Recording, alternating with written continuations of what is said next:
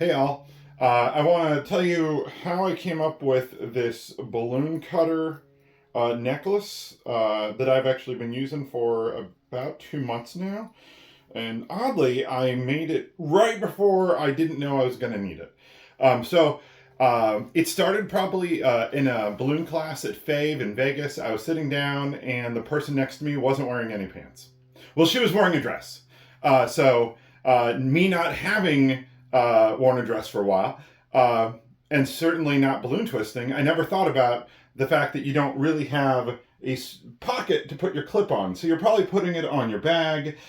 She had it around her pump since we were in class. We were sitting down. Um, and clipping it on the pump. But I thought about that for a bit. I'm like, what other things could we do? Like a necklace. It's right here. It's kind of right here where you're twisting. So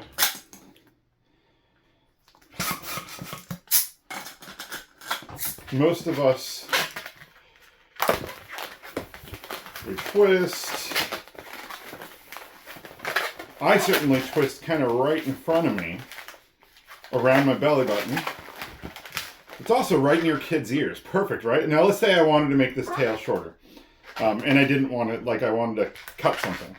It's right where I'm twisting anyway, so that little microsecond going down to your pocket, you can save. No. Let's not worry about microseconds. But it's right here, which makes it a little bit, tiny bit more convenient, I found. And then I had another friend up in San Jose told me that he was trying to come up with one that's on a lanyard.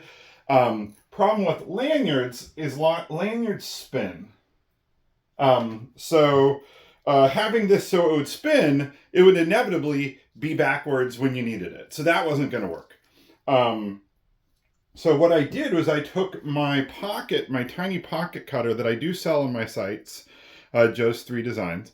And what I first did was put this on a necklace and say, well, this will probably work. Well, what I found was when you cut it, it bounces up and then it ends up upside down. So that wouldn't work for me with this. It's got to be able to stay forward and where you need it all the time, not having to fiddle with it.